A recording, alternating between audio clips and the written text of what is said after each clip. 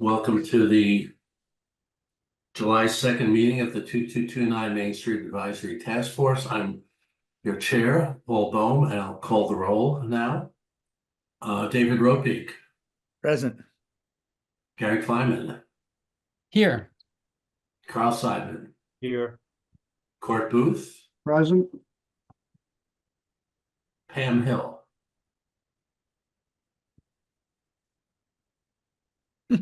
She's raising her hand. That means she's raising her hand. Before we start, Rich is not going to be with us today, so could I have a volunteer to take notes and minutes? I'll give it a whirl. Okay. Thank you, Court. And Kurt Thank Herman you. joined. Just see. Kurt everyone. Herman. Yes, Kurt Herman's here. So I think Pam Hill is with us, but I'm not exactly not sure what her connection issues are. So we do have a quorum. We'll see what happens here. Thank you, Court, for taking notes, taking minutes. Speaking of minutes, there weren't any minutes in your meeting packet. That's my bad. Rich and I didn't quite connect in time, and so the June 18th minutes will be reviewed at our next meeting. So we don't have any minutes to go over today. So you didn't miss anything. The minutes weren't there. Okay, so a few things to discuss today. I don't think we can have a really long meeting unless we have a really long conversation. First thing on the agenda is the discussion of the called the bridge letters. Let me give you a little context. There were a couple of letters. There were a couple of letters in the bridge. One was from Nancy James and one was from Sam Nagler. Sam Nagler's message, if you saw, said there was some confusion and some clarification was needed with regards to, I'll call it liability. So I did draft a letter to the bridge, and several of you, not all of you, saw it and reviewed it, and Mina saw it and reviewed it, and I'll share my screen here.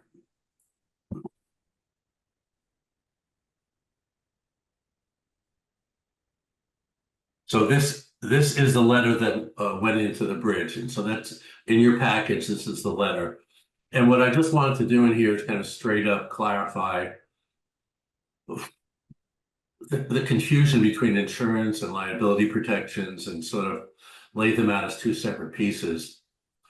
This is nothing that we haven't said in our public meetings, and hopefully this will clarify at least the liability protection issue. And if you read this carefully, it basically says the liability protections are to be negotiated, but we've heard and we've gotten important information that there's a pathway to getting really good protection, but we have to sit down and part of negotiations with the EPA and DOJ after the select board makes a decision. And on the insurance side, I think Chris has made it clear that he's been in touch with carriers and he's getting a quote. And we have learned from other towns that they have gotten, I'll call it ownership insurance, and that covers sort of not the past, but the future. It covers the responsibilities of being an owner of a property, which is consists with all properties that the town owns. There may be particular issues with insurance for a Superfund side, but we'll see as we get quotes and we see coverage. So both of those are in progress, but I wanted to lay out, I wanted to clarify those two pieces. Does anybody sort of have any thoughts or comments, or I didn't want to take on anybody here, but I did want to just clarify. Carl, go ahead. Yeah. I had one minor word edit in the third paragraph where it says the US EPA has offered municipalities. I would suggest changing that to offers municipalities, just to avoid any misinterpretation of the past tense to imply that it is no longer doing it. Okay, well, the letter is in there, and that was actually Mina's edit, the specific edit. I forgot what the previous version was, so That can't work I for, mean, it's not that important, but. yeah, no, I understand. Yeah. Not sure the meaning is different, but I get the drift there. So we'll see. This will probably come out maybe this Friday, but certainly one of the next 2 Fridays, and then we'll see what happens from there. I just think I'm not sure we need to continue to write letters to the bridge, but I think we need to talk about the communications piece as we go forward here. What's needed. I don't know if anybody has any thoughts on that right now. David, I know you've been a champion of that, but I don't. We've had our forums, and it wouldn't hurt to put the bridge won't allow any of us to author an article. They will allow the chair of a 400-word opinion letter.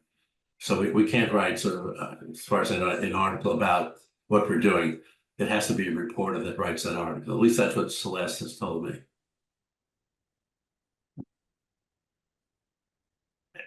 David, any thoughts? They're an independent newspaper. They're reporting on us. Yeah. To the extent that we feel it's necessary to respond to individual letters, we can. I don't think it's particularly necessary in any event. Yeah, this is more clarification rather than a response. I mean, Sam Nago said, we need some clarification. That's why I did that here. If it wasn't for his letter, I probably wouldn't have drafted this.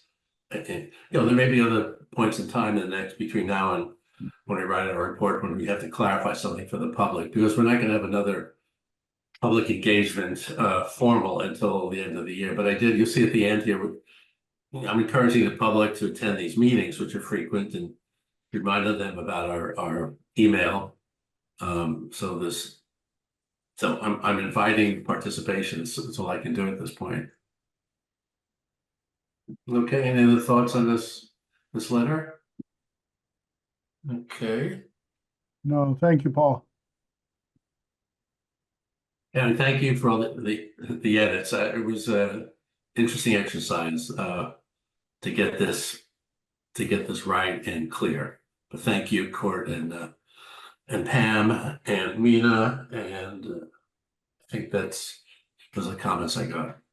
Okay, so one of the main topics for tonight, there are a couple. Well, let me just. There are a couple of loose ends. We started talking about some gaps and loose ends, and I just want to revisit two or three of them here before we move on, because they're going to be part of the outline. So one loose end is the issue about septic, and I know, Carl, you had taken on the task of kind of fleshing that out a little bit with the public health director and with others, just so in our report to the select board we can clarify just. Yeah, I mean, I've reached out to Megan to try and schedule a meeting with the public health director to discuss it. I'm not sure it's actually in our scope. I think it may be something the town has to continue to work on, somewhat aligned with the committee, because if some sort of decision is needed about the size of a septic system and the potential location of it, I think that's beyond the committee, and it might be that Megan and the public health director have to work on that with some consultant or engineer to get the data they need to influence, of whatever work the Maximus might be able to do to facilitate that. But I'm happy to kind of participate in that and see where it goes, but I'm not sure we'll end up resolving it. Well, I think it's in the category of feasibility. I think early on there was some question because of institutional controls and digging that maybe we couldn't put a septic system in, and there was some back and forth between Kara and others, where Kara said she doesn't think it's going to be a problem, that if we had more specifics, that Bruce could do some modeling for us. But we don't, to your point, we don't have specifics. But I think so we're at the point now where I think we probably need to go no further than to say we've spoken to people and it's quite feasible given everything that that the site can accommodate a septic design and, something like that. Does that sound? I mean, if we can get to that conclusion, I haven't even met yet, so, I mean, what I would propose is we look at what would be necessary to support the scenario that had, 250 housing units. That's going to be the largest septic system that would be required, and if the size of that, can be accommodated, if we can determine what the size of that is and it can be accommodated, then we can draw that conclusion. But if it, have to wait and see.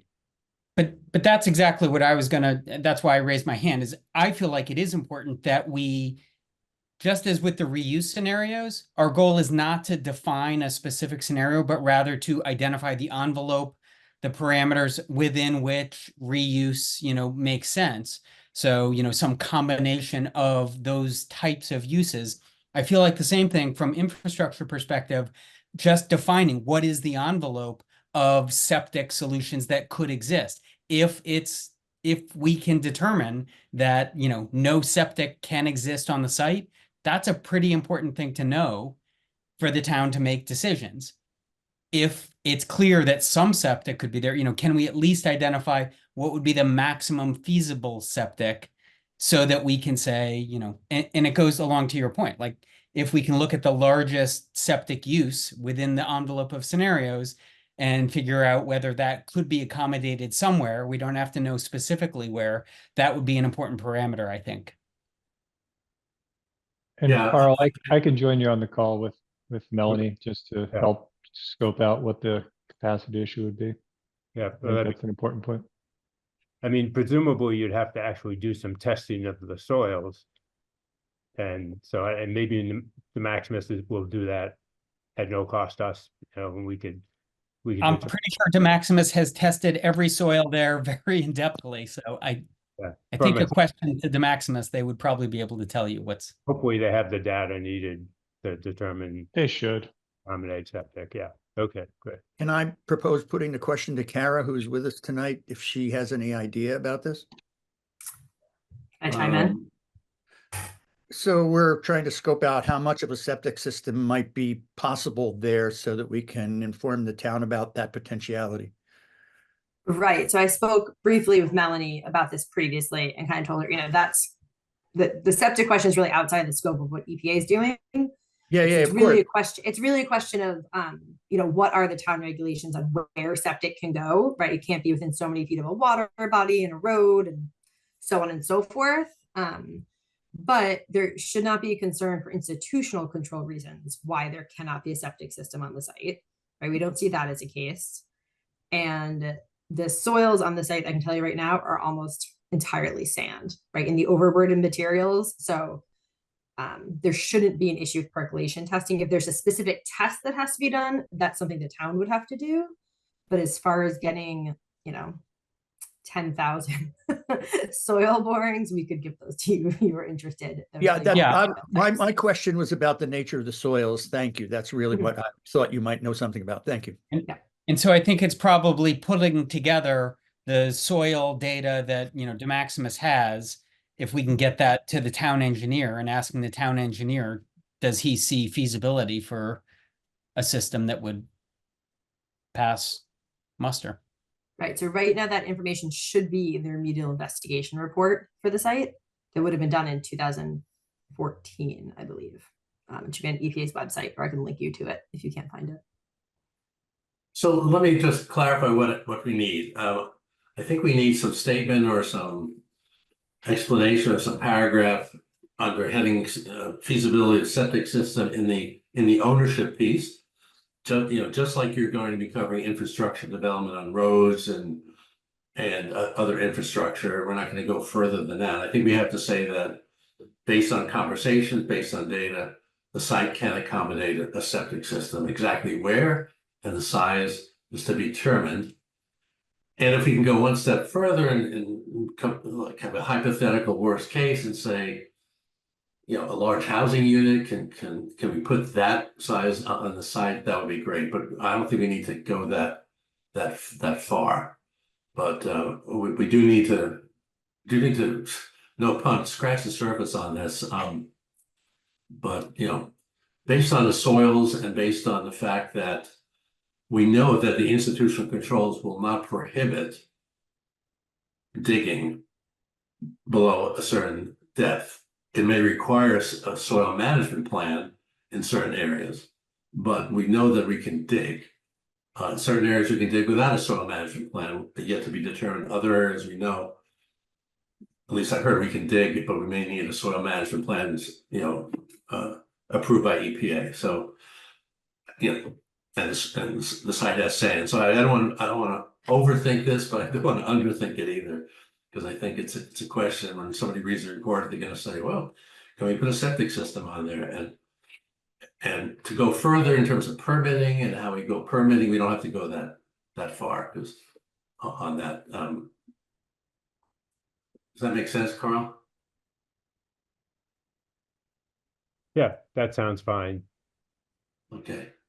I mean, ultimately, I think we're gonna look to the town engineer, the public health director to give us that assurance. Yeah. Absolutely. Okay. Okay, so that was sort of a little loose end. I don't know where we left the zoning discussion, Gary. We'll come to the report, but I think we've been asked about if the town doesn't acquire the site, what influence or control we have on zoning. And there's been some back and forth on that, but we probably have to address that in the report at somewhere. And my thinking in the report is basically to outline, probably an annex maybe that lists, recommended zoning allowed uses that would be consistent with the envelope of scenarios that we would put together. So in the reuse section where we're describing, a range of scenarios that are consistent with the criteria that we have discussed, previously, we would probably then also have an annex that say, and these are allowed uses that would encompass those, scenarios that the planning board could consider and decide what is appropriate, in the future. Yeah, okay.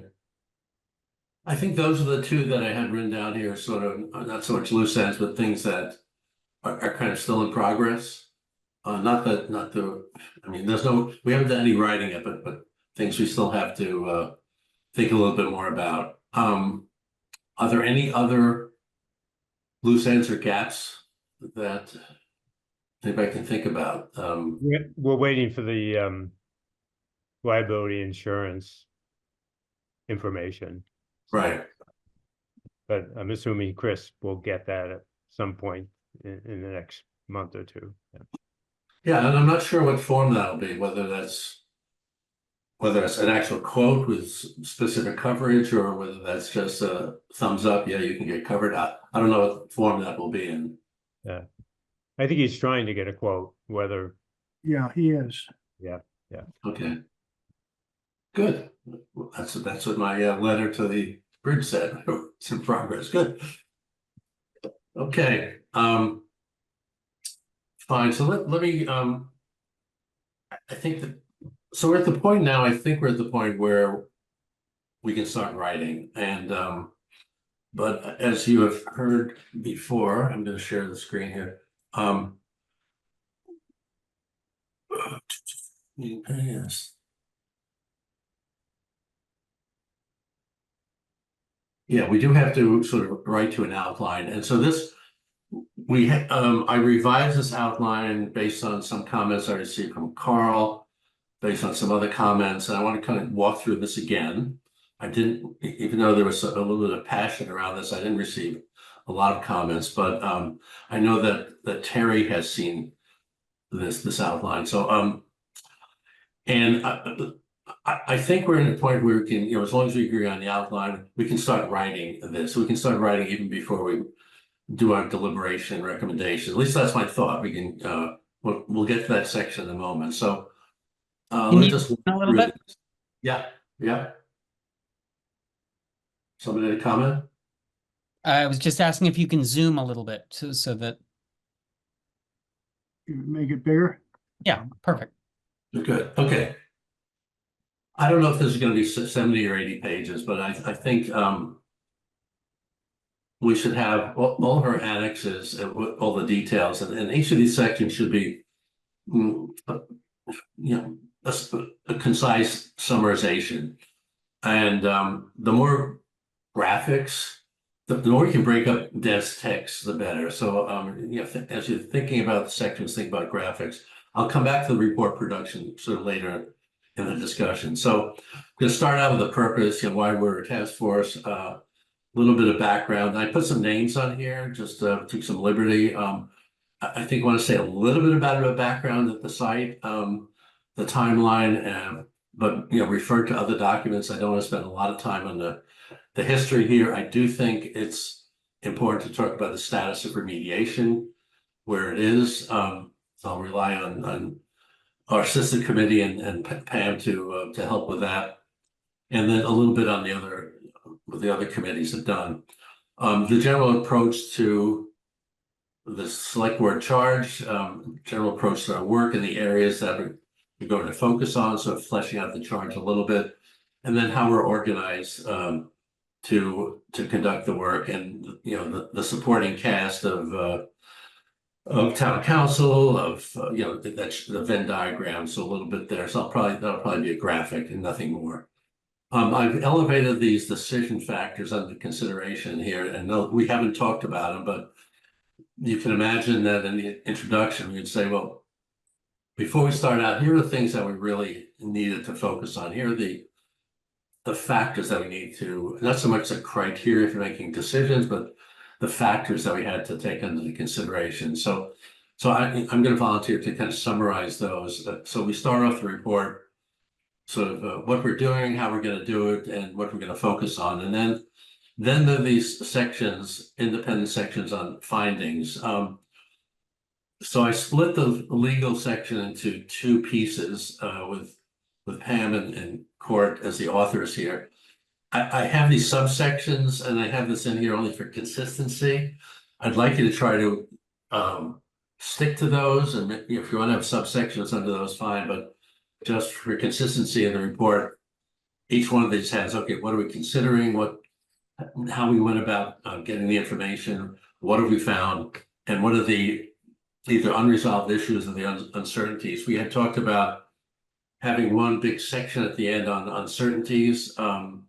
We may still summarize that, but I think each one of these, we should talk about, here are our findings, what are the uncertainties, and whether it's timing or whether they're unresolved issues or what they are. And so I separate this, Pam and Court, into two areas.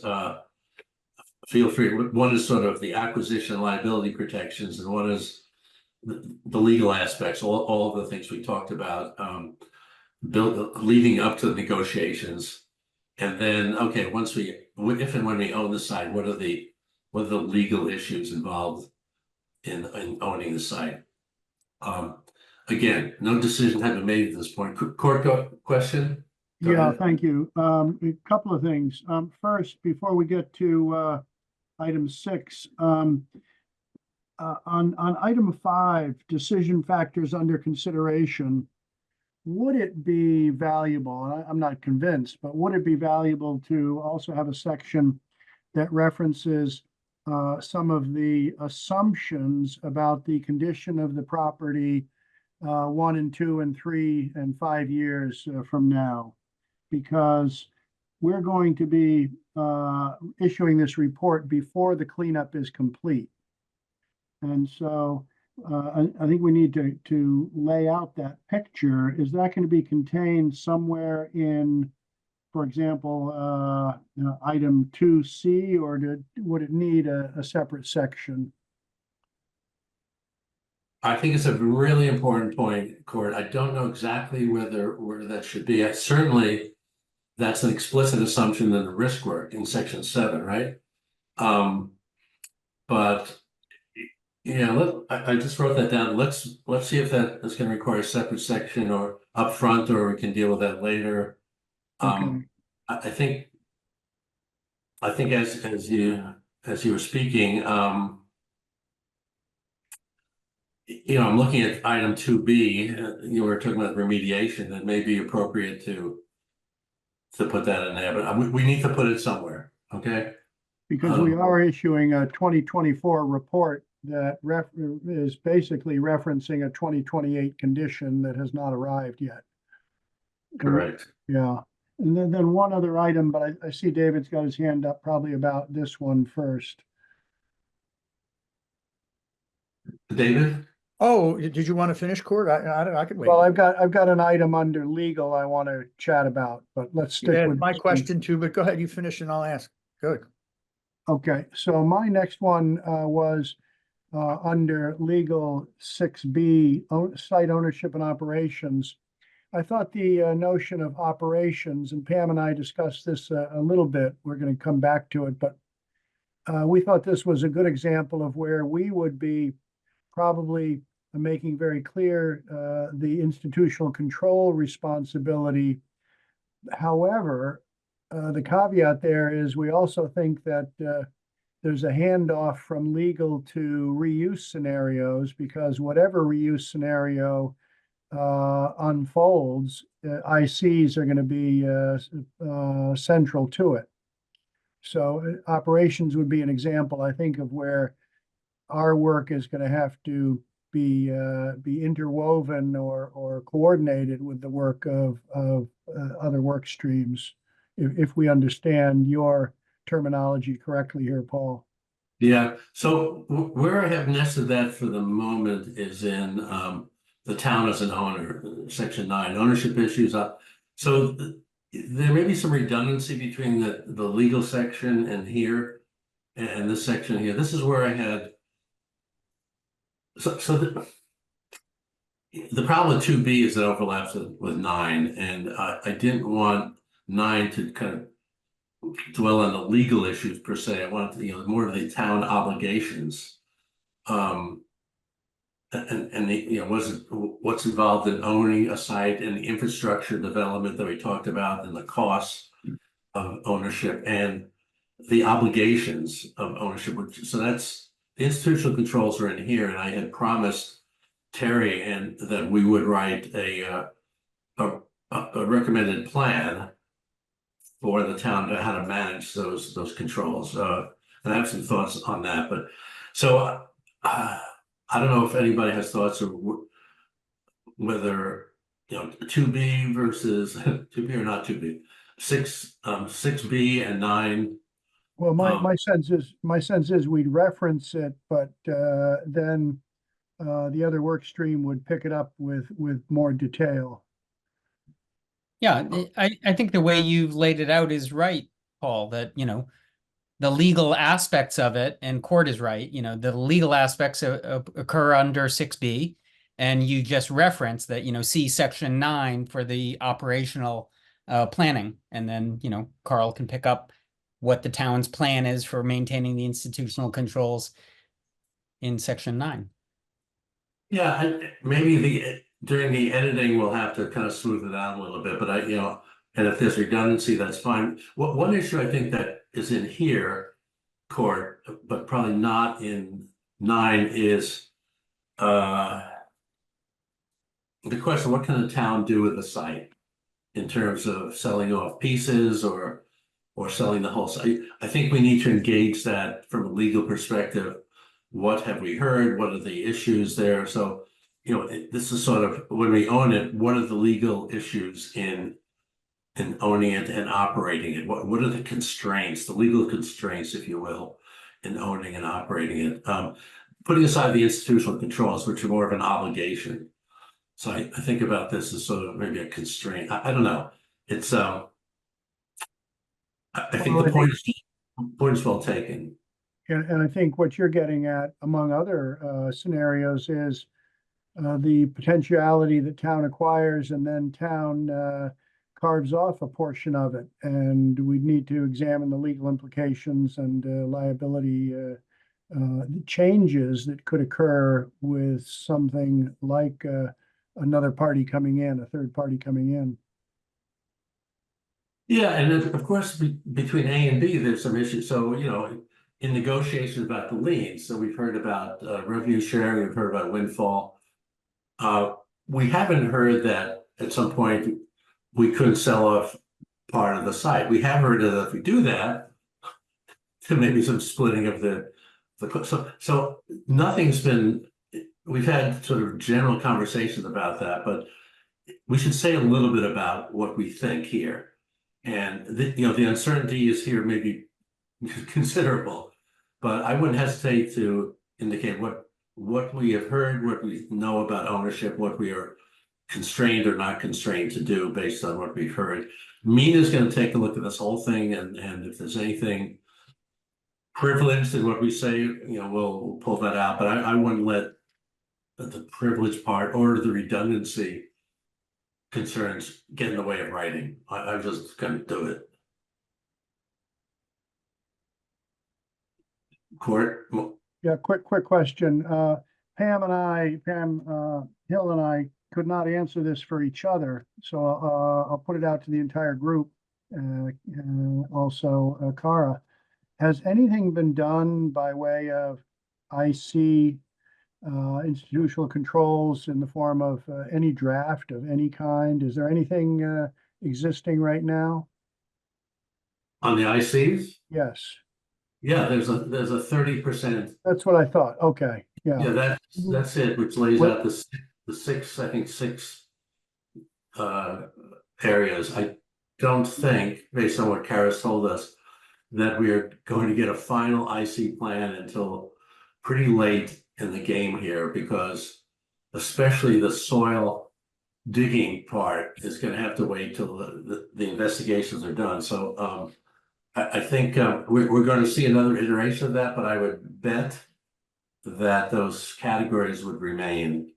The details may change, but I would bet those categories would remain. But you've seen that, Court, haven't you? Yeah, I thought that's what I recall, but I wasn't sure and I didn't put my hands on it today. We looked at a 30 and there's a 60, 90 and a complete, something like that.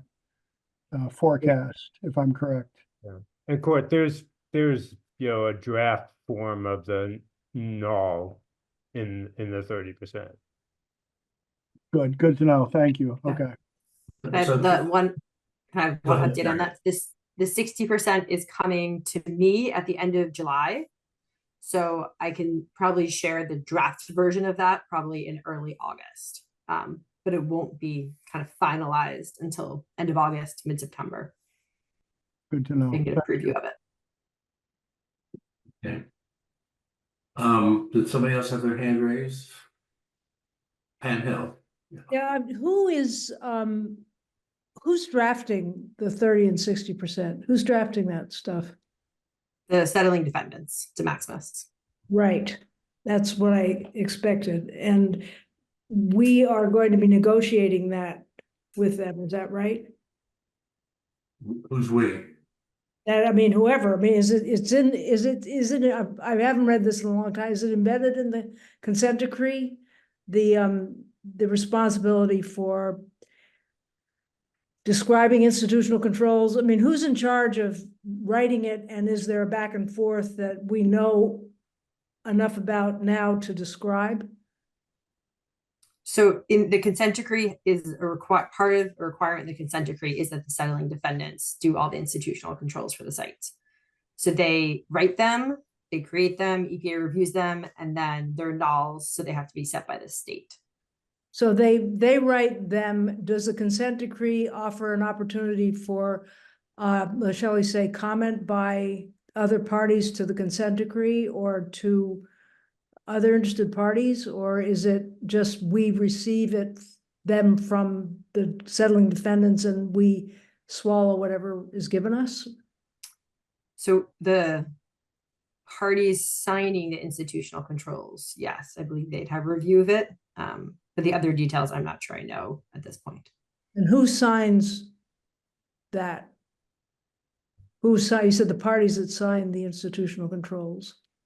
That's a great question. I don't know off the top of my head. But what right I'm now. getting at here basically is that it would not be uncommon, I think, in a consent decree to have there be a settling party who's responsible for initially proffering a version of something, and then there is essentially negotiation or back and forth on that. I'm trying to figure out whether the consent decree, and that would surprise me, I think, if the consent decree said the settling defendants will present institutional controls, which then others will have to implement or something. I don't want to put you on the spot here, but I guess would like to know how that all plays out in the consent, under the consent decree, and then and maybe you already know the answer to that, but. Let me, there are a lot of hands raised, but let me summarize what I think I know, and maybe. The institutional controls are being written by the defendants. EPA, and there's a 30%, 60%. EPA has to, the consent decree requires institutional controls, but the writing and approval of the institutional controls is between the settling, the defendants and EPA. Once those are set, then the owner will have to sign an agreement to implement those through the NOL. The only question in that process is, would the town, for example, have an opportunity to comment, Kyra, on the 60% plan, or is the 2229 Main Street, the other committee, commenting on the plan, or is the town commenting on the plan? I see Pam shaking her head. I think the town is providing comments on those documents, right?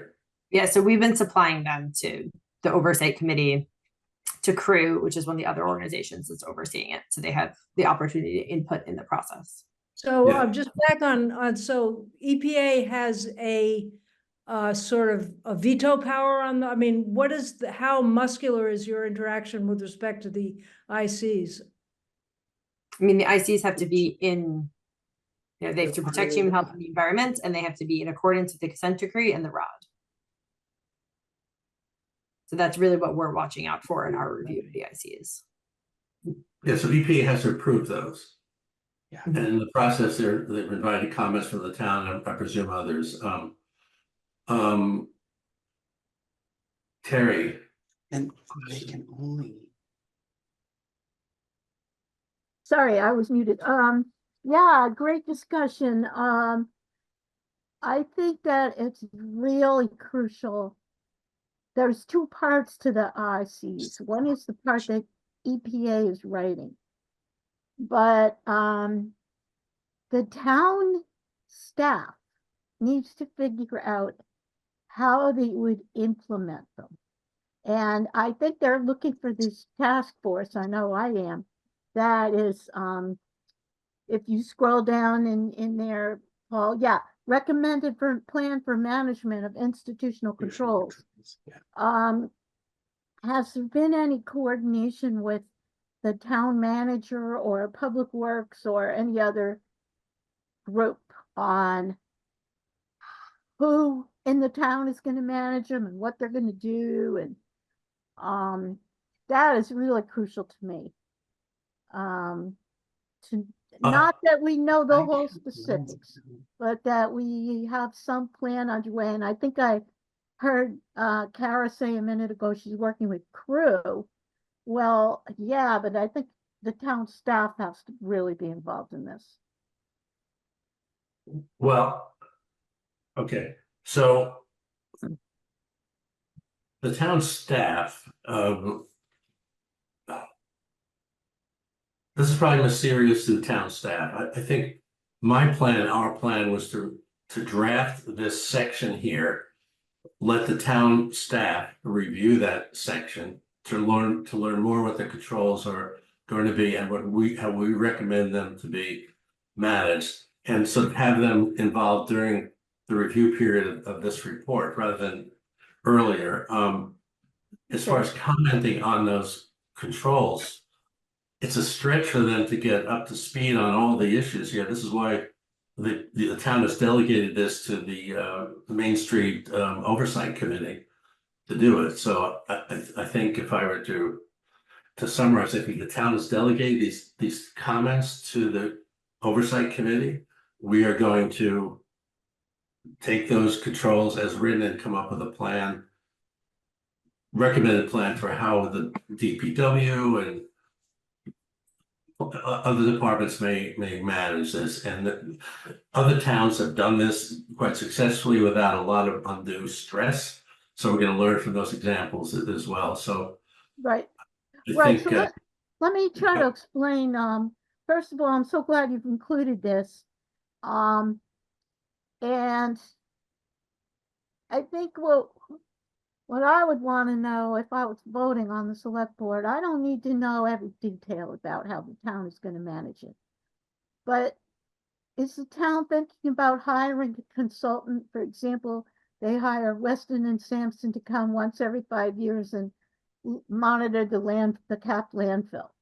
Well, that once every 5 years is going to be sufficient for me to vote for it. I would like to see what this task force does recommend. Are you going to recommend that the town have a consultant on site once a week? Are you going to recommend a staff person who is dedicated to monitoring this? 5 hours a week, or some kind of basic plan. You don't even have to know obviously who the staff person is or anything like that.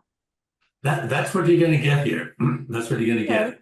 All right. And you're gonna look at it, you're gonna review it, you're gonna make sure it's, you understand it, what the different roles are. And Carl and his team will probably estimate the costs as well for managing these controls. Whether it's staff time or what we know that's not involved in this is monitoring. EPA is doing the monitoring. Right. Okay. So yeah, you're gonna get that in here, Terry. Great. And just real quickly, one other thing was about the insurance. Which section would the insurance be? Is it in section 9 or back in the legal section or both?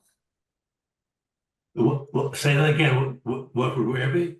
The insurance. Oh, insurance is going to be, well, that's a good question. It's probably going to be, it's probably going to be in B, 6B, wouldn't you say, Cord? Yes. Yeah. Again, I think Okay. it's going to be, there'll be, I'm not, we're not going to say that Carl's not going to refer to it in here. But I think the details that Chris is going to come up with would probably be in here. Okay. Thank you. Carl, you have your hand up? Yes. Since Paul, you're promising things that I'm gonna do, I thought I should weigh in a little bit.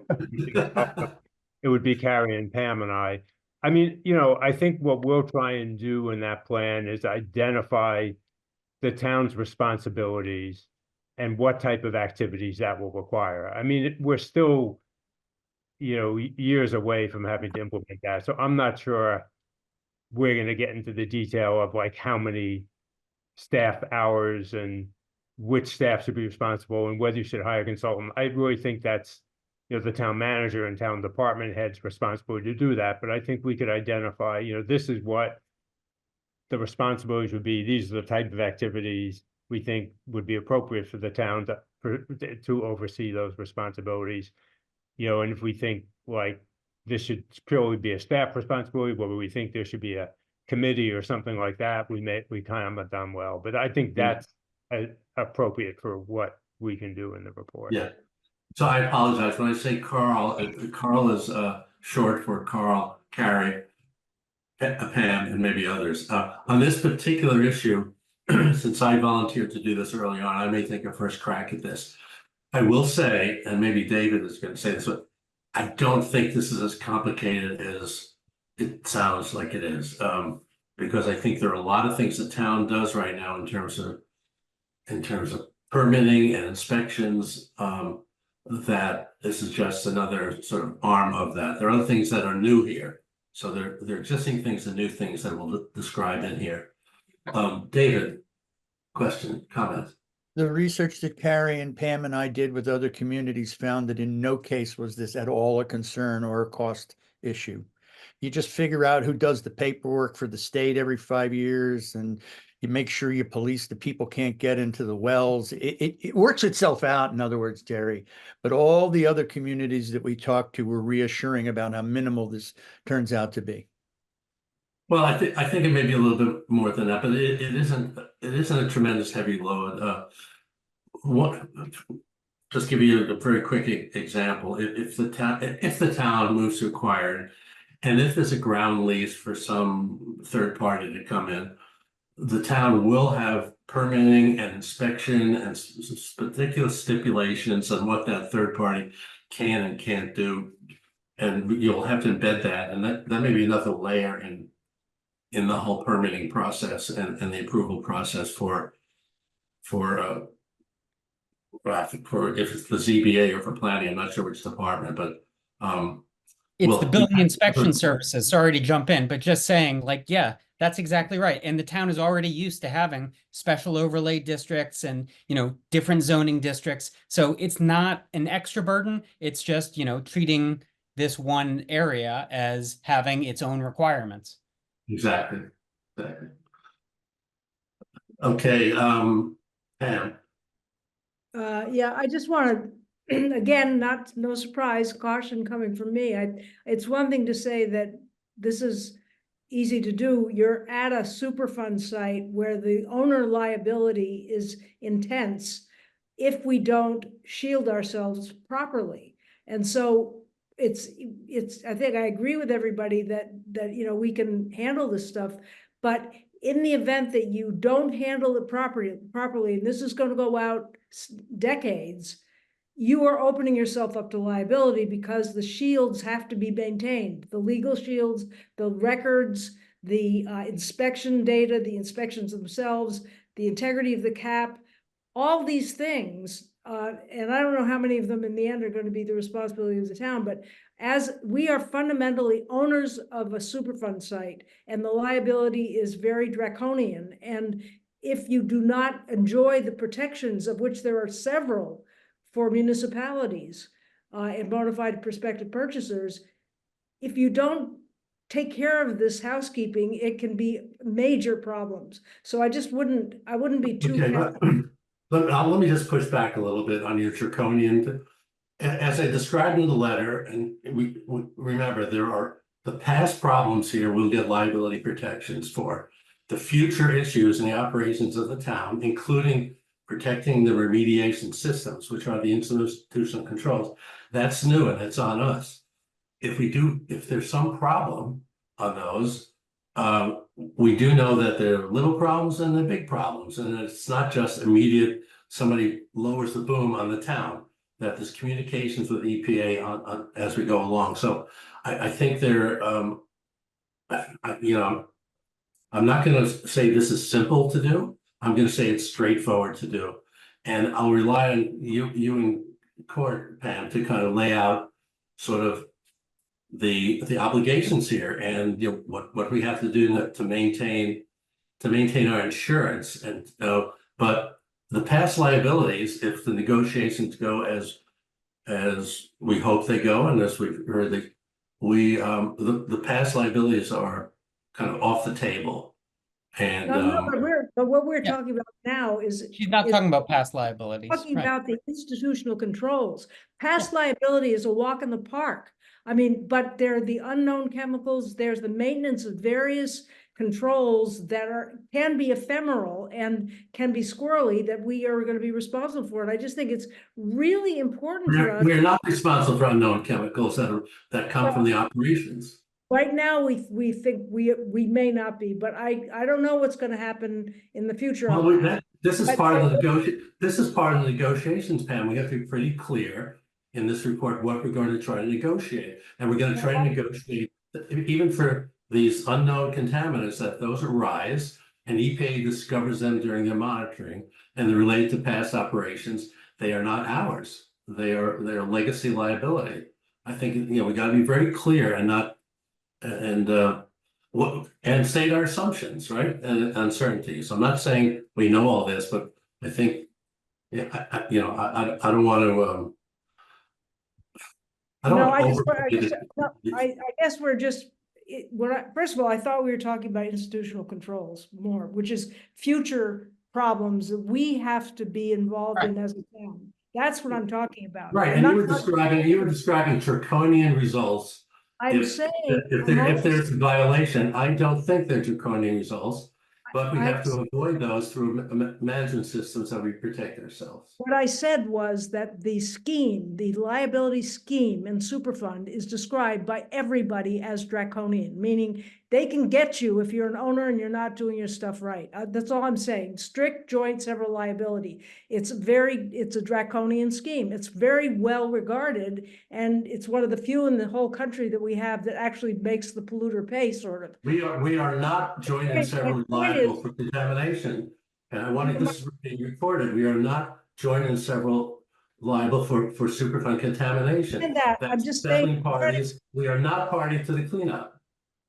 Paul, I understand that. I'm just saying, I use the term draconian to describe broadly what the Superfund liability hammer is like generally. If you're an owner, and we are an owner, except we enjoy these protections, we can lose that kind of status if we don't do everything right. And I think Terry's making really good points about our future responsibilities. And I'm making a very minor, simple stylistic point, as I often do, which is we just got to be careful not to be too cash about this, you know? I agree. We have to be very specific, but also we have to be very specific. We don't use terms like joint and several liability, which is not the case for the town on the Superfund, on this Superfund site.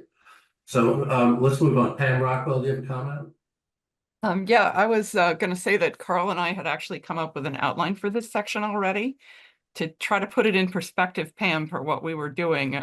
We weren't talking as much about the legal as much as trying to institutionalize into the town the being part of maintaining institutional controls. So you would have something like an employee education program so that people know that if you're looking over a permit for this site, that you're not allowed to dig in this area, that there would be signage put up around institutional, around remedies that can't be disturbed, that there would be a process in line where people would know how to access what they needed to access in order to get funds for vapor intrusion, for building at the site.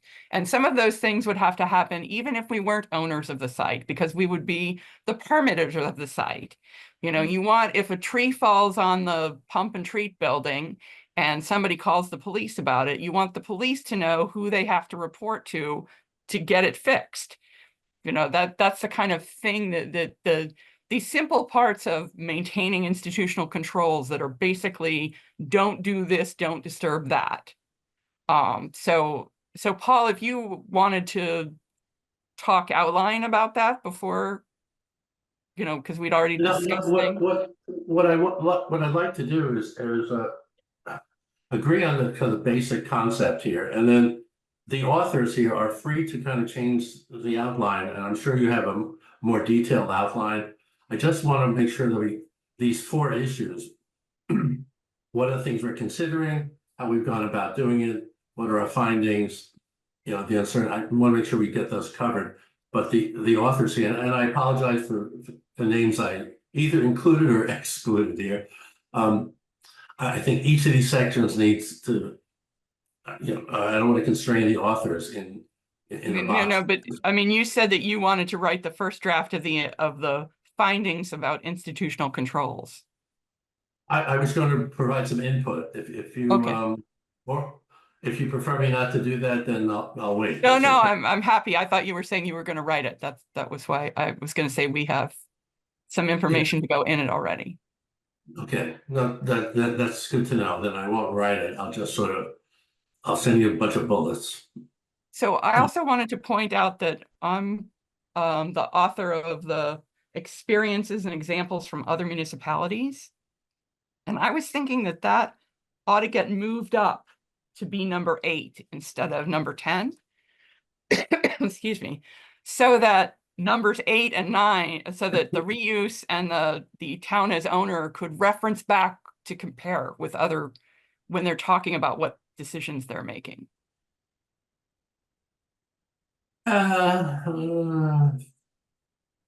I kind of like it where it is because we're talking about this site.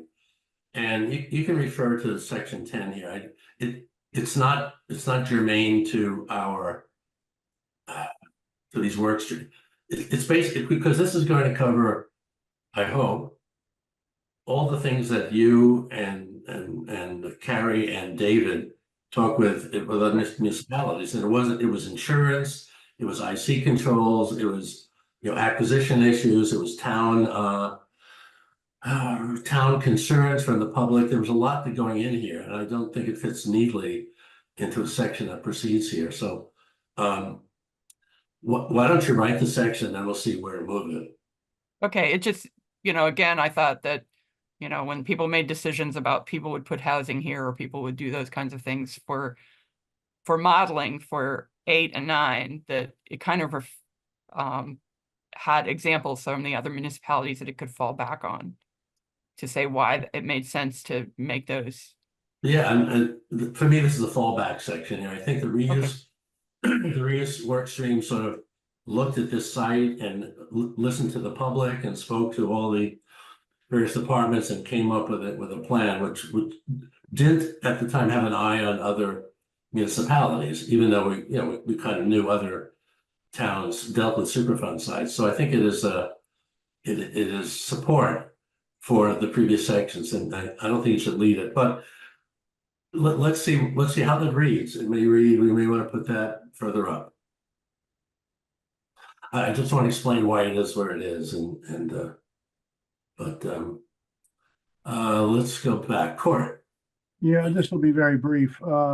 Just back to institutional controls, if you'll indulge me. I think that Terry, if I heard her right, was basically essentially trying to tell us, please don't understate the importance of it and add any specificity you can so that town departments know what we're getting into forevermore. And I think Pam gave me all the reassurance I need at this point that we're gonna lay it out for the town very nicely in terms of the practicals for town departments and not understate it. Even though it might be woven into their SOPs in short order, it'll still be something new when it's new. Yeah. Well, I agree, and nobody said otherwise. This is an important issue, and it has been from the get-go for the select board as okay, if we decide what our obligations, I think that's a central obligation. I agree. So, understanding One that. more, wait, I just said, sorry, Paul. Yeah, go ahead. I'm sorry, just on the experiences of other towns. Way back at the beginning, I think I may have asked that there be some work done to give examples of towns that had similar sites and chose not to buy or acquire. And is that the null set, or have we not done that work? I remember I thought Skio might have been doing that. In the interest of making it as credible and balanced as possible, if such places exist, it would be good to say XYZ towns had this kind of opportunity and for whatever reason chose not to pursue it. But it may be that we did talk about it, and I agree. I'm just not sure we found any examples. Pam Rockwell. So we didn't actually we found one example of a town that never went through a process. They just never considered whether they wanted it or not. Everyone we know who went through a process ended up taking the site. A lot of places we kind of ruled out actually for making decisions because they were actually principal responsible. They were presumptive responsible parties for the site. They were the ones who contaminated it. So that's not quite the same value for that. David also did an extensive look at some sites that were multiple owners, where there were a lot of private groups involved, and where municipalities had options for it, they did get involved. The big example that we had was in Ashland, where a bunch of private companies owned the various pieces, and one of them wanted to put a big housing unit on the site. And the only way that the town of Ashland could stop that was to buy the property. Well, I think I think I would just throw in here, I think that's good data, and I would, and you're probably already doing this, so forgive me, but I think writing down that how much digging you did, and that in essence, there were, I don't know how categorical you can be, but you didn't find examples that were germane, and that most were, if not all, chose acquisition. Not having done the digging, I don't know what you can actually say, but I think it's, if you're pretty clear on having complete coverage of the examples and have done a thorough search, then you should enjoy the ability to say how thorough it was, and that we came up with the closest analogies always being in favor of acquisition. But I don't know if that's true, but if it is, you should do that. And if it's not, you should certainly tell how deep the dig was so that people can, Yeah. agree with your A conclusion. lot of that's already in our report. So Okay, David Place has more to say on that. David? You're on mute, David. Forgive me. Kara can correct me if I'm wrong, but I believe the people in Billerica chose not to get into acquisition for any of the Iron Horse Park site. I don't have a lot more information on that. I remember reading about it, and there were a bunch of circumstances where it was too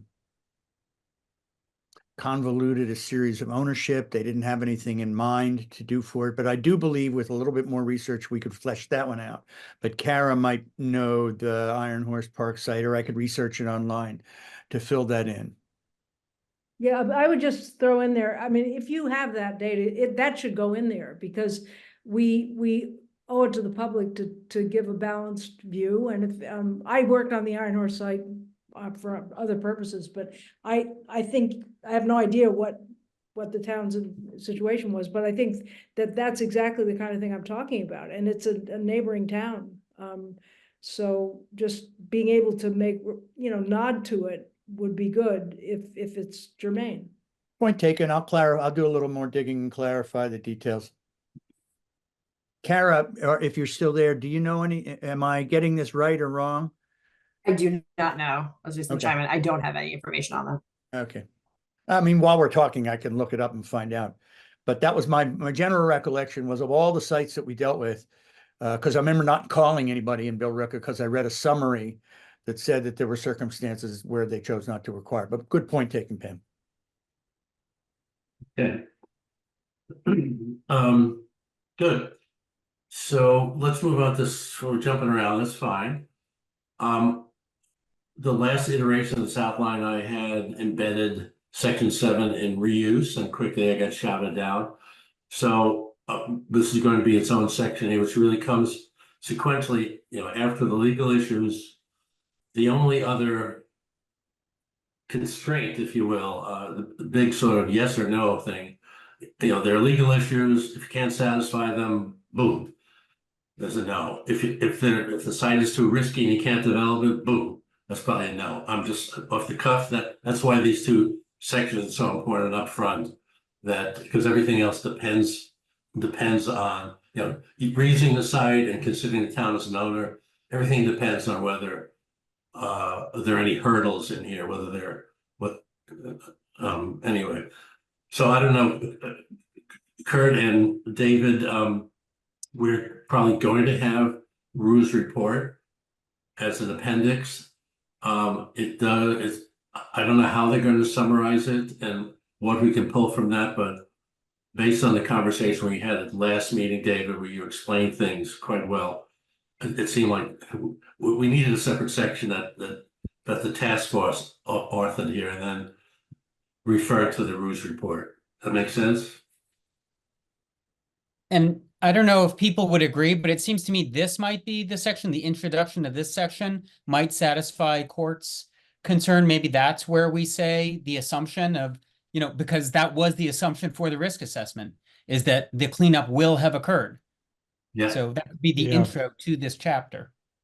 I One think of you're the right, things- the Gary. It'll reason- frame the issue just as it's a hypothetical exercise looking future at the 2028 conditions.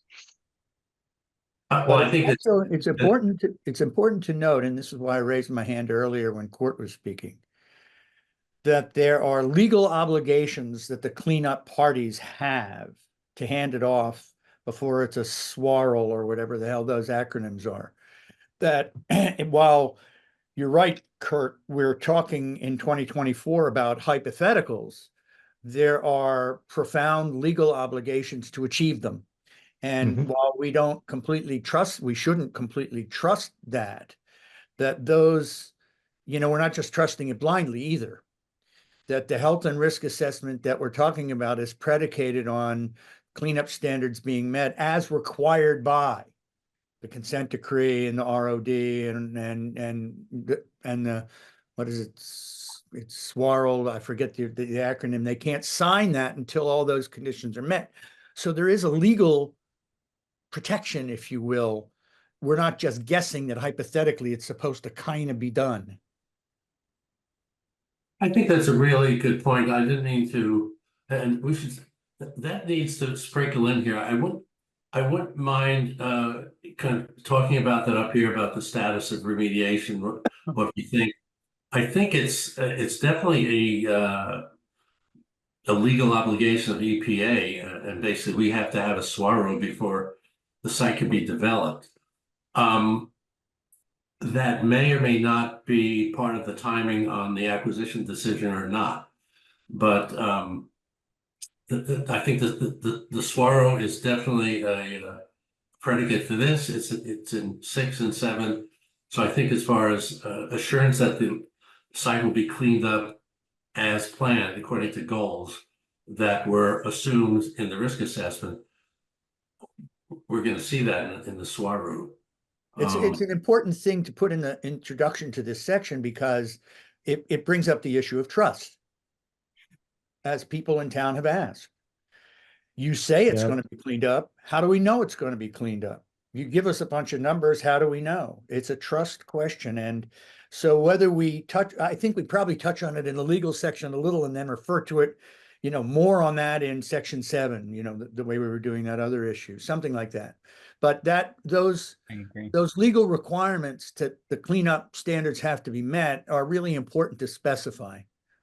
Yeah, I guess that's what I was getting at, David. Maybe not hypothetical was the wrong term. The conclusions are contingent upon certain conditions. And those conditions need to stay intact for 4 years through a couple of different administrations, through whatever happens with the cleanup, and who knows what's going to happen in 5 years or 4 years. So we need to be very clear on that so that a reader in 4 years can check us on those assumptions. I agree, and caution too.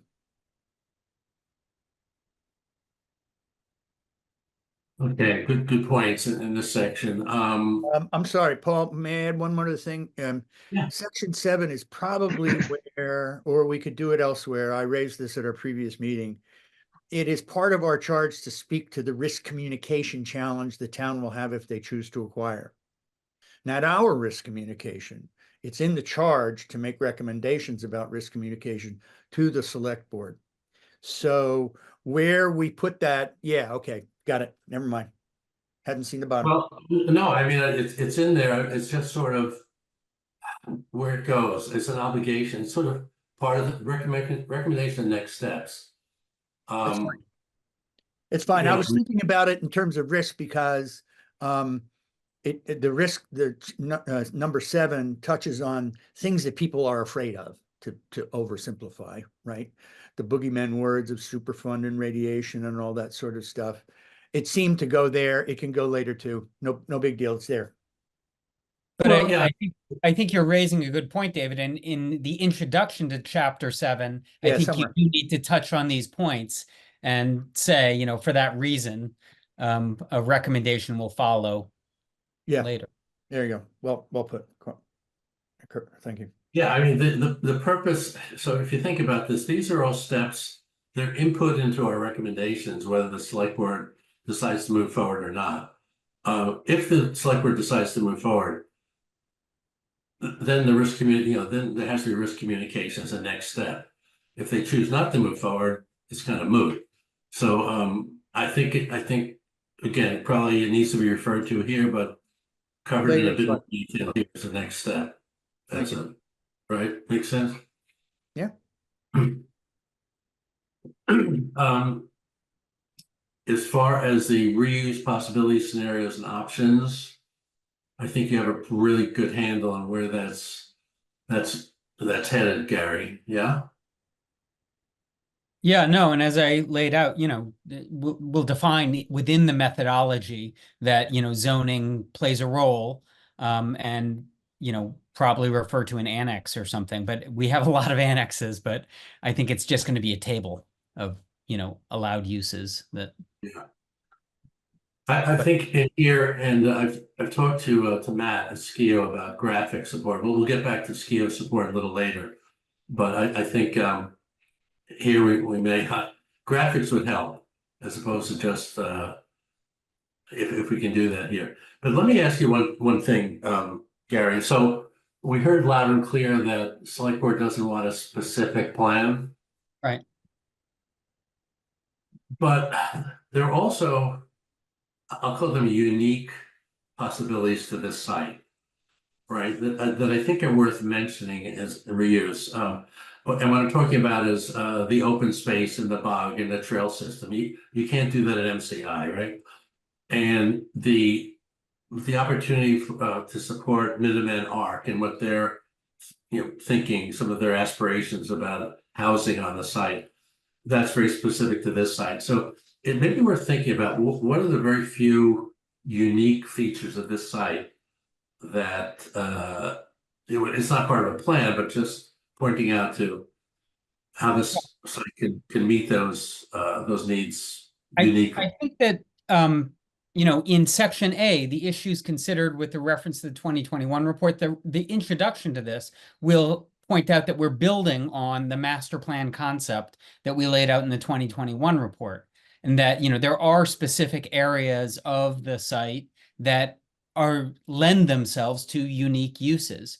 But then for other areas where they are developable, that it's really more of a Chinese menu of options, right? And that, depending upon the form of acquisition, there are some private options that could go in these developable regions or in other areas where, if municipal acquisition is recommended, there are other uses. And I think it's really just, as we did in the 2021 report, highlighting a range of potential uses, and we can include those potential uses that lend themselves to, aligning with the Minuteman Arc goals because of its location, housing because of its location, the kinds of uses that would work well with, private sector demand and so forth. But I don't think we need to lay out the scenarios in the way that you did in the slide presentation for the public forum as just, sort of roughly two groupings and then a range of possibilities within those two groupings. Right, but I think we're agreeing with each other. I'm just saying, okay, but beyond that, there are 2 or 3 or 4 things that are fairly unique to the site. You can't do them else. You can't do them anywhere else, or you can't do them as well anywhere else. Like, the open space and trails, the Minuteman Arc Nexus, and maybe even the battery storage issue because of its location to the forest ridge. So there are some things that the site is well suited for. When it comes to housing or recreation, you probably do those, a lot of different places or off, whatever, some of those other uses. But there may be a few, just think about it, maybe a few that are unique to the site. That's all I'm saying. Yep. Good point. Corey.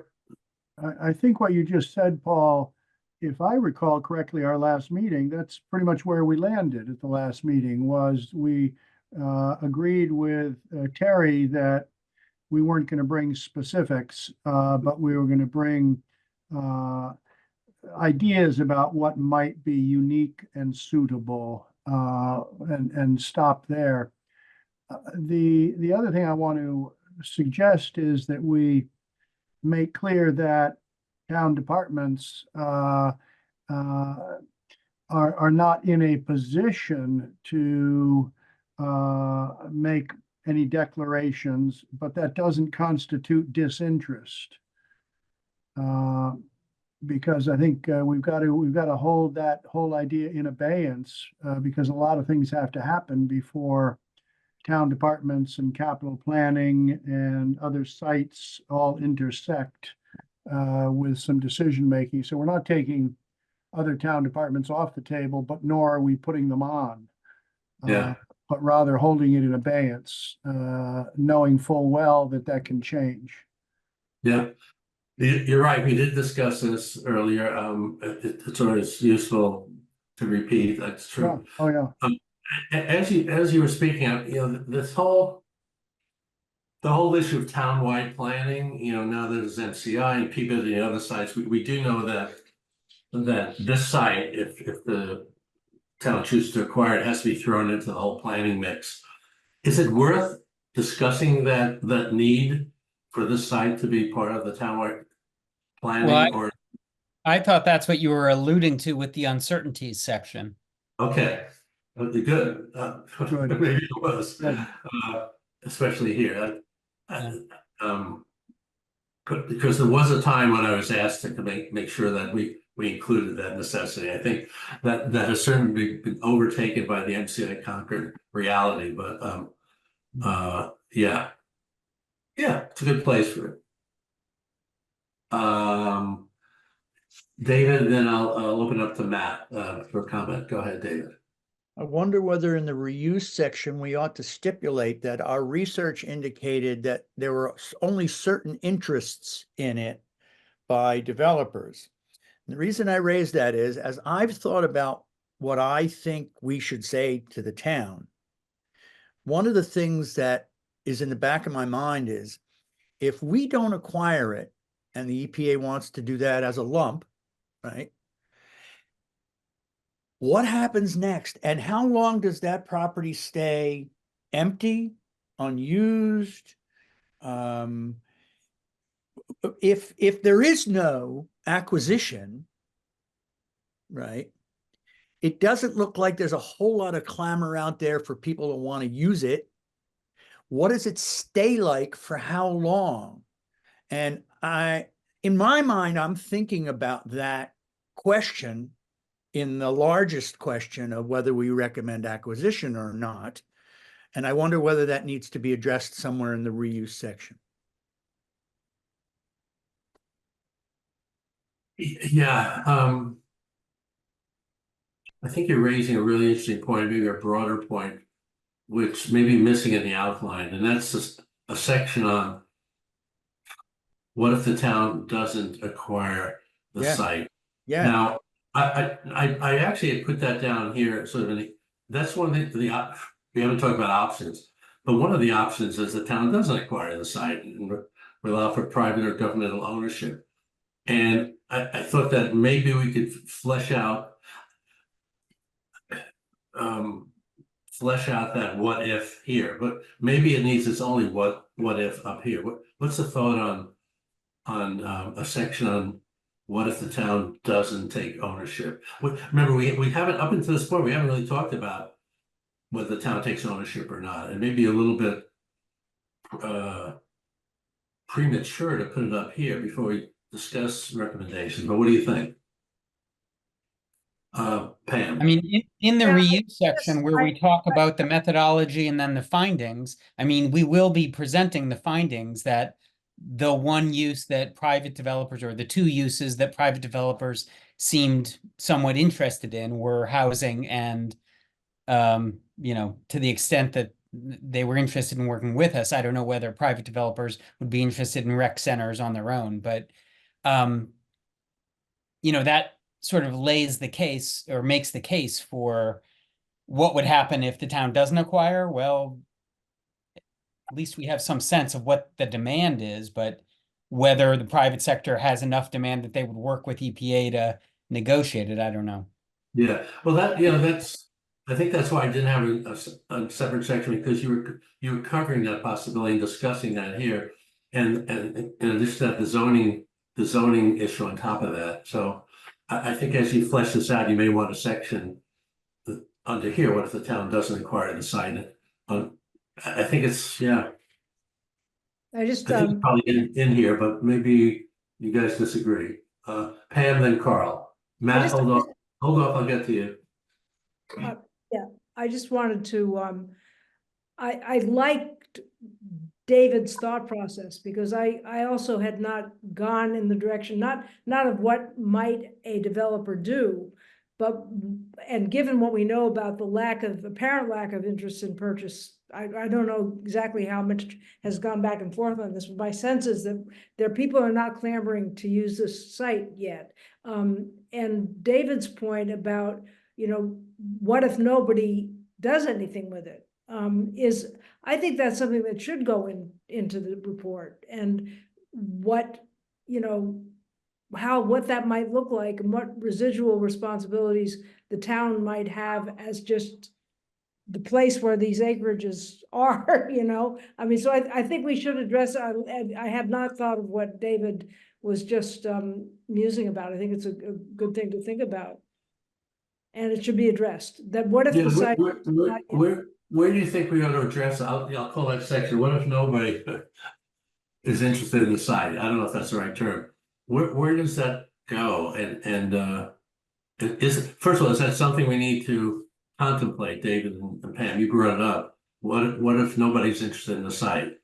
I mean, putting EPA's concerns with that aside, but the town, the select board should know, what if nobody wants to do anything? It's a piece of land. What happens? Well, I think it's entirely plausible to foresee an outcome from this process where the town, with all these other properties that are becoming available, Peabody, don't forget Peabody too, right? And the prison, decides that even if it's a minimal cost to acquire this, transaction costs, as we were talking about, if the negotiations with the federal government go okay, maybe the town just decides to pass on this. Now, for how long does it sit there with nothing on it because nobody wants it?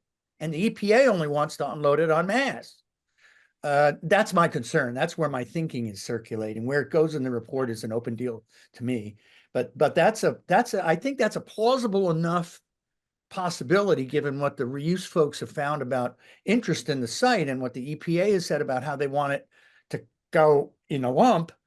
That's a plausible outcome that needs to be addressed, I think. Yeah, having done the research on reuse, I would say it's less plausible because I think what we saw is there is interest from the private sector, but I think that they would prefer to not have to do the negotiation with EPA themselves. If the town were to pass, I wouldn't be, I don't know. It's a plausible outcome. I agree with you, David. I wouldn't say it's probable though.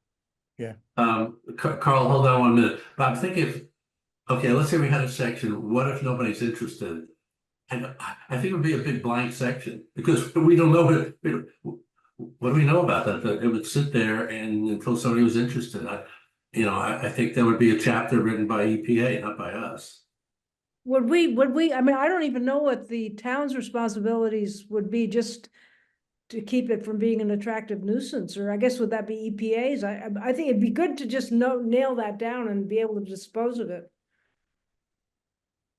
And nail down what happens if it just sits there and we could have a one-liner, well, EPA remains responsible and we have no obligation, or whatever the one-liner would be, but it's worth, I think. Well, I do know that there's going to be pump and treat for many years.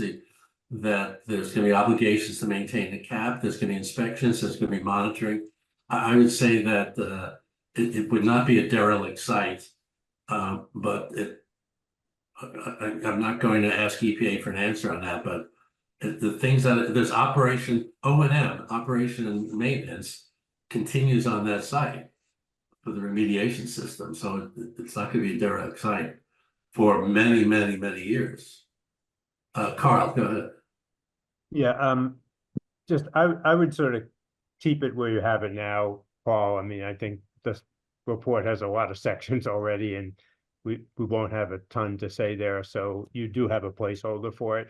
I just wanted to add a piece of information. I was on a panel last week to inform a working group in Cambridge that's doing, planning and zoning for part of Cambridge. And one of the panelists was a developer who specializes in acquiring contaminated sites for development and utilizes a number of financial incentives that help make those sites more feasible.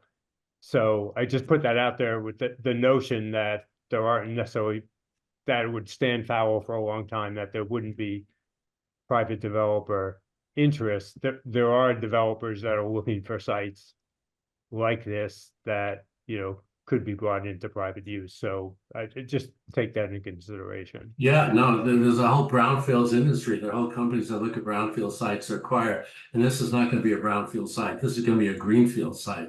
It's going to be a clean site. So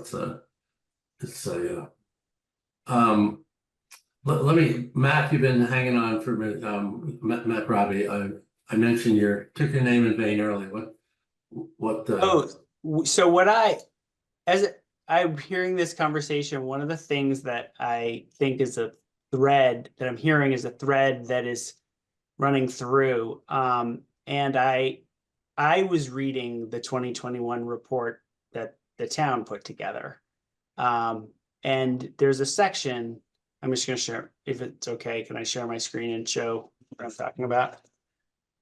I think it's interesting and I think it's relevant. And you all will. Yeah, this is it. So under, page 29, the StarMet Reuse Committee did a really nice job with this section 3.5 and potential ownership options and legal institutional arrangements. And I was just,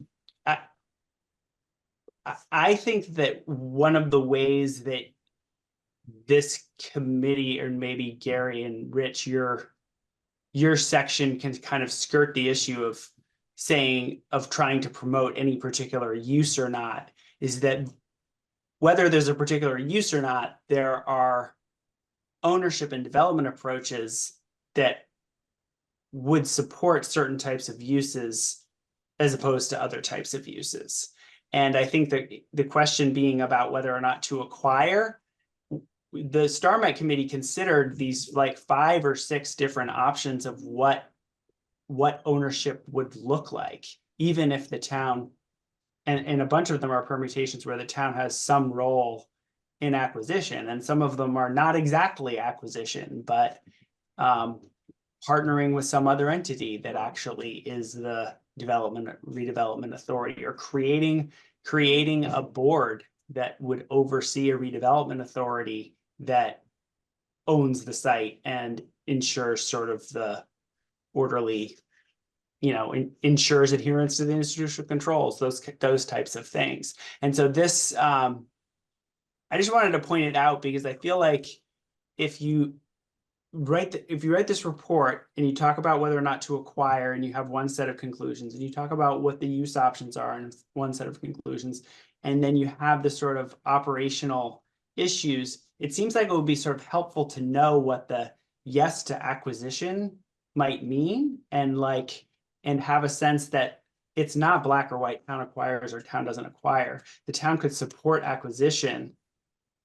Could your report allow for the town to support acquisition without the corporate municipal town being the outright owner? And did some of this previous work lay out some options that would be useful to consider in probably at least the sort of like acquisition, the reuse options, and the operational needs sections? And if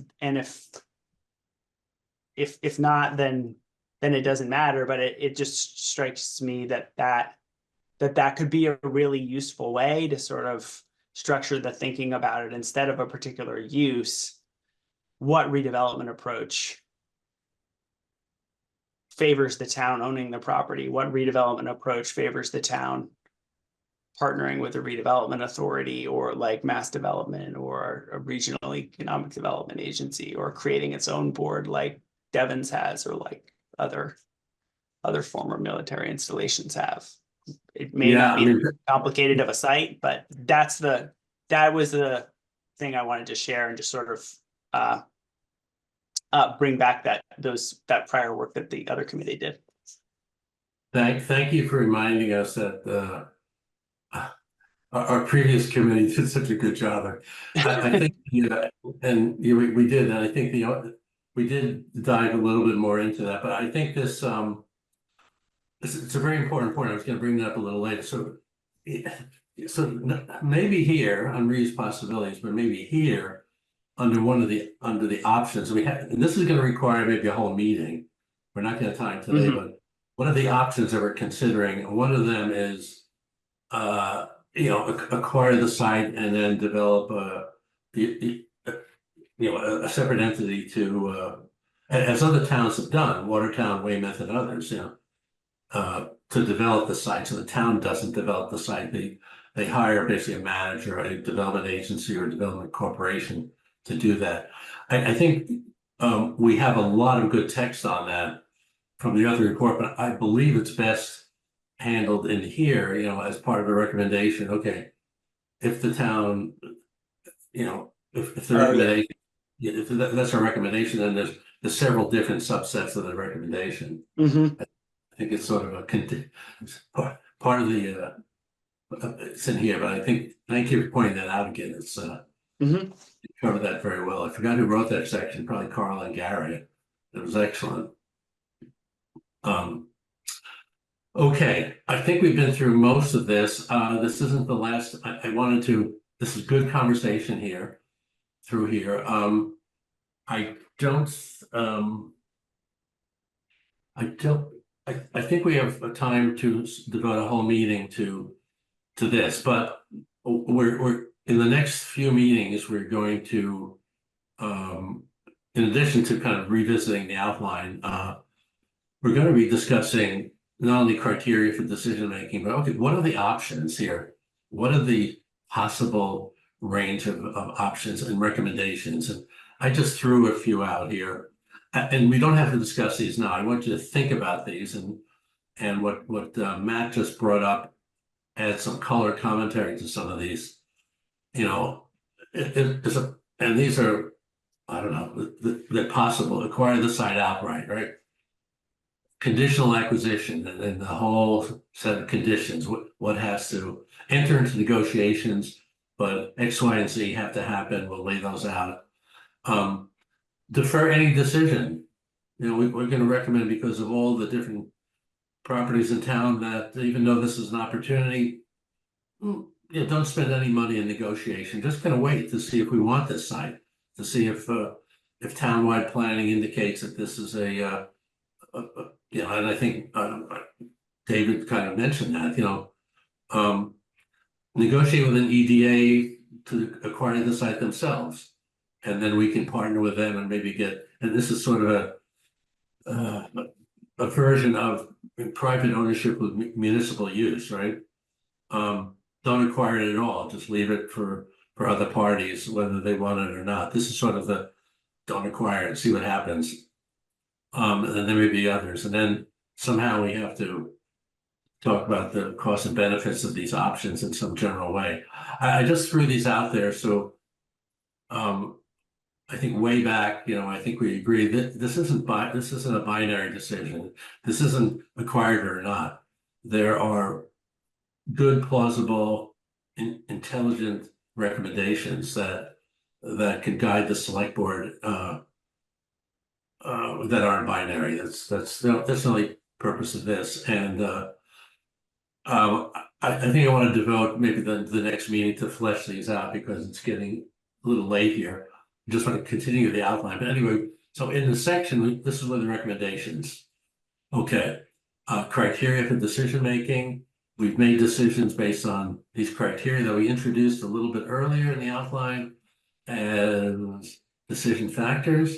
But now we're saying, okay, and then maybe this is a chart. So maybe there's yes, no's, pluses, minuses. I don't know what this looks like. Okay, these are the options considered. Here's our recommendation. This is the overall recommendation, the rationale, the uncertainties, the limitation, and then, as we talked earlier, a risk communication step. And then really importantly, depending on what our recommendation is, what are the next steps for the town, for the select board? And if the recommendations don't require, the next steps are, I don't know, monitor the market. I'm not sure, or enter townwide planning. If the next steps are conditional acquisition, then what are the recommended actions in terms of negotiations and planning? And what does the proposed timeline look like here? I mentioned in several briefings what I thought the timeline was from now until the site is ready for reuse in, let's say, 2028.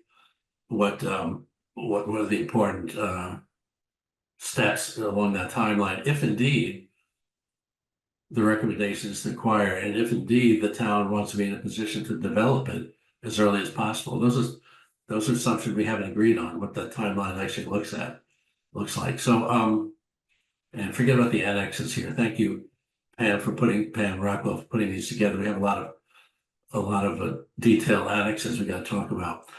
So any thoughts on the tail end of that, without going into detailed discussions about the options, because I know you probably have a lot of thoughts on that. Does this look like a good way to wrap up the report? Pam? Yeah, I think it's a good start, and I one sort of maybe offline suggestion that Court and I stumbled into. Are you planning on having a glossary? Because we were thinking that there needs to be something that just lays out the terminology and puts a little flesh on it. Is that going to happen, or? Yes. I want to talk about report writing and report support in a second, but yes, glossary, a lot of terms in here that have to be defined. There will be a glossary. Okay, so I guess Court and I will maybe identify those that we would be trying to define or state for you, but they would be thrown into a bigger set of words and terms, right? Yeah. Okay. There'll be a glossary section. There'll also be probably a literature section, reference section in here. All the documents that we're referring to without actually presenting a document. So okay. The only other comment I had, and this is for another day, but cost and benefit, as you all know, classic cost benefit analysis is very problematic. And I wonder what we are thinking there, and it can be pretty dangerous, but so I would like us to really know what we're talking about when we get into that. yeah, I would too. I put that in there because I think the last meeting, I have to check the video. Somebody said we ought to talk about the costs and benefits. I don't know how we would do that, and or if that's even necessary at this point, because we will have covered a lot of benefits and cost issues, and as far as we know them, up until this point. So, I don't know. You're right. It's a And I guess placeholder. I would say that, it's such a term of art and it carries a lot of baggage. I would be inclined, if we can avoid it, not using the term cost benefit analysis. Okay. Or cost and benefit. Okay, agree. I thought we talked about trying to quantify costs and trying to quantify revenues, which is different than cost benefit analysis. Like to the Right. extent that, under Carl and Carrie's section, we can talk about, the revenue side. I think that's a benefit to the town, but We haven't done that for all of these options, right. so it's not something we really just did it for a few scenarios, really, so. Yeah, no, and I recognize it's very uncertain and hard to quantify, but to the extent we can talk about the revenue side, I think that's useful. But I did not think people were talking about doing cost benefit analysis. No, we did. Terry, can I just cover one more issue before Sure. One maybe pros and cons is what you want to say instead of costs and benefits on there. what's saying again, cost and what? Where it says costs and benefits, do you, part G, do you mean, pros and cons?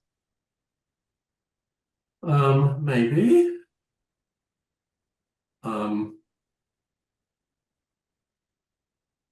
Yeah, it gets away from the term of art that people are worried about, and pros and cons of the options might be Yeah. a better way to frame Yeah. discussion. I think that's an definite upgrade. That would be. Yeah, so once we decide on what these are, I think we definitely talk about pros and cons in those before we wrap up. And okay, what have we decided here? So what have you voted on? Let me just talk about the report. So SKIO supported the reuse committee in a number of ways as we went along, and I know that Matt and others have been on the line, and so now that we're entering into the integration phase, which I think is pretty well handled, and report writing phase. I asked Matt, I had separate conversations, and well, can you help us here? And how can you help us? What's in your scope and what are the ideas? So we discussed a few things, and Matt is going to put together his thoughts after he talks to Kara and send us something we can discuss at the next meeting, and the range of how they can support us coming to a report here. And I don't want to prejudge what he's going to propose, but I know that support. We're gonna have a bunch of sections here in writing. Okay, it needs editing, it needs compilation, it needs graphic support, and to look good, and it may need something other than that. So that's out there. And if you have any thoughts of how SKIO might help us with the mechanics, they're not gonna write anything. This is our report. I'm talking about the mechanics. I think in the reuse report, we got some town support. I think Aaron Stevens helped us a lot. I have to talk with Chris Carmody about what resources are available for the town to put together a report, but I did want to let you know that I had a conversation with Matt, and he's going to come up with some suggested areas of assistance. That's all I want to say at this point. Now, Terry, you're on mute. There Sorry, you go. just real quickly on number 11. Yeah. I may have missed the meeting, but I don't remember you guys discussing and coming up with the criteria that you're going to use. Have you done that? No, we did not. We blew, it was part of the previous meeting package. We blew through that, and I think that topic and this and the options will be the agenda basically for the next meeting. Right. I only brought it up because you a couple of times you were saying number 12, but yeah, if you could include number 11 too, yeah, that'd be great. Yeah. So these are pretty meaty discussions, and I want to make sure we agreed on the structure of the report. So if people want to start writing or think about how they would put all this really great work on paper, they can start doing that. And there's no reason why you can't start writing if you have time to do that. As far as a writing schedule and deadlines, I want to talk about that on the next couple of meetings, but we are to see if we can actually get a report done and finalized by the end of October. I'm the little engine that could, and I can say I think we can, but we'll talk about that. So with that, the last thing I want to talk about is the meeting schedule here. I think I can share my screen because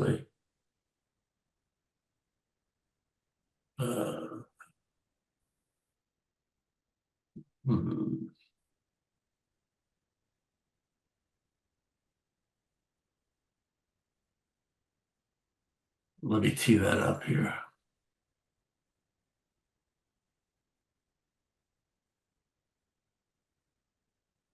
We're on a 2-week pace with 1 week being a 3-week gap, one gap being 3 weeks. Yeah, so here we are, July 2nd. What I did is it was 2 weeks, and then originally I thought, okay, let's spend time in August, maybe writing, less meeting, and But we do have, and I did mention in the last, at the last meeting that I thought September 3rd, I was talking to Rich because he was missing some meetings, and September 3rd would sort of be the date where we'd vote on whatever motion we were on, any recommendation. So, but between now and, so we'd have 3 meetings to kind of talk about criteria and recommendations. Those are really important discussions. And I wanted to make sure that you thought that this was the right sequence, that there weren't too many meetings, not enough. So we basically have 3 meetings before we have to make a decision on recommendations. We don't need to wait to start writing until then, because in a lot of the sections I think we know what's going in there. We don't know what the final criteria are. We don't know what the recommendations are. So I just want, this is what's on, they're all virtual right now. Except for the one where we're actually sitting down to make recommendations. Thoughts on schedule, content, anything? Does this give us enough time and enough, it's summertime and a lot of things going on. That's why I want to keep these Zoom meetings, so wherever you are, you can tune in if you. But yeah. Well, my question related to this is, when could we pin down in this timetable the point at which we would be looking at drafts from each of the 4 work streams? Because I think there is going to be some overlap, and some of it's going to be deliberate, and some of it we're going to have to edit out. I think that each section informs the other sections. So I think that has to be part of our overall timetable too, is when we're going to see, for example, our legal piece next to the other companion pieces with which it's got to be integrated. Because I think that's going to be some of the meatier discussions we have before we send it off for maybe some more singular editing. Yeah. So I was going to put together a report schedule. This is a meeting schedule, this is a report schedule. So we're July 2nd, and I would say the next step is draft sections of reports, whether they all come in at the same day or not. I think we should, and what's your suggestion, that can we have draft sections of reports by the end of July? Is that too early, too late? Is a month to do the draft sections? What do you think?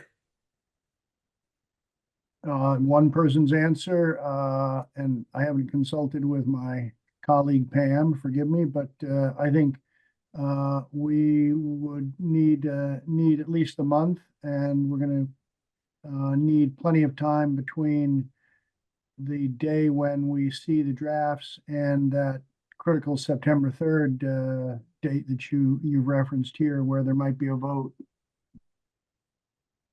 Okay, well, this time from here to September 3rd is really is draft sections and writing. And I think at this point, this gives us 2 months by the end of October to put together the report, get it edited, and get it finalized. I think that's a decent schedule. It basically gets 2 months to get drafts. It gives us probably another few weeks to review those drafts and come up with a revised version or revised draft by October 1st. I'll call it draft final by October 1st. And then by November 1st to come up with the final. So 2 months to come up with the first drafts. Another month to revise the drafts and to edit and smooth everything out. And that'll involve all of us, and probably at the same time we'll have to get an editor involved in it. And then the final month from October to November 1st and finalizing the report. Does that seem like I'll put this in writing, does that seem like an overall sensible schedule? Seems reasonable. Yeah, put it in writing. We can discuss the next meeting, but it sounds like a good place to start. Yeah. Why don't I propose, I'll put that in writing, a writing schedule It sounds like this meeting schedule's okay. On the 16th, I'll have a sort of report schedule that we can review. But I do want to spend the next couple of meetings really digging into criteria and options and debating what those options are. I think we have to understand what all the options are before we actually converge on the option, or maybe the two options. I can't foresee it because the select board wants a recommendation, but maybe a recommendation is not singular. I don't know. So I'm really open for how this plays out. I just want to. This is the schedule. We have to write. We have to deliberate. We have to meet. So.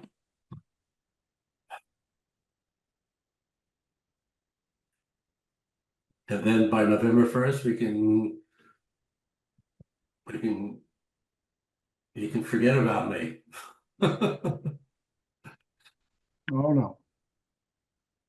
No, I think Okay. this is good, Paul. Good. So let's go with this, and we'll meet again on the 16th. I'll put together an agenda. And we'll review two sets of minutes, Court. The previous one, the one you're going to craft here, and okay. And then any suggestions for the agenda? I've been putting them together, and I haven't had any pushback. If there's specific things you want to discuss, let me know. We can put on the agenda, but we'll meet again on the 18th. Down here, 16th. 16th, yeah. Okay. July. Okay. Carlin Reed, I'll open it up to others who haven't, well, this has been an open meeting today, so let's keep it going. Carlin, go ahead. Thank you. Carla Reed, on the Finance Committee, but speaking on my own behalf, a data point which might impact the Section 8 reuse scenarios. You don't have commercial on there, but I learned last week at a Minuteman Arc award ceremony that the Acton Stop and Shop is going to be shutting down. Yeah. They're going to be building a new location over at the old Kmart in Acton. That would leave a whole bunch of folks without a place to go grocery shopping, which might change the interest in commercial development in your property. So just want to let you know that, make sure that you're aware of that. That's it. No, I hadn't heard it, but my sense is it wouldn't change the commercial interest. All the developers we spoke to said it's too far off the road. So if people wanted to put a new grocery, they would probably put it where the old one is because it's right on the road. The other interesting development on that side of the town line over there is, I don't know if you're aware that Maynard and Acton for a number of years have had I'll call it a master planning effort from the Route 62 corridor from Main Street down to High Street. And you can see some of the development starting there. So there's a lot of development going to be happening there. And as far as the supermarket, I've heard that probably be another supermarket coming in there to replace that. But I talked to Megan a little bit because she's that Maynard planning has been going on for a while, and she asked if we thought it would be useful for somebody to talk to us about that major planning effort on the other side of the town line. And what do you think? Do you think that would be useful to us to have eyeballs on that, or do you think no matter what they do, we're looking at Concord's interest? I mean, I think at the beginning we talked about regional synergy as far as the site, but we haven't really talked much about that. Terry, do you want to weigh in on that? No, my comment was just that the outline for your report looks excellent, and a lot of progress from this committee. Thank you. Thank you. Pam, on any of those topics? Yeah, just very quickly, I'm a big proponent of regional synergy, and I think I kind of got the feeling at the beginning of this effort that we were not interested in that as a town, sort of. But I, for one, if there's a room for thinking about regional solutions, or at least to nod to that, I think it's a very important thing. And I'll just respond, yeah, I mean, in Envision Concord, you know, any major town decision, and this I would count as one of them, we are supposed to be considering things, including responsible regionalism, which is one of the principles that went into the long-range plan. So yeah, that should be on our radar. And, you know, we did consider that Powder Mill redevelopment plan that Maynard and Acton had put together at the start of our reuse work. Like, we were made aware of that, and we factor that into the data that went into our, you know, when we write up the methodology section, we will definitely acknowledge that we brought that in. But you're also making a good point, Pam. We probably haven't done as much outreach the other way as we should have. Just considering what their plans are is one thing.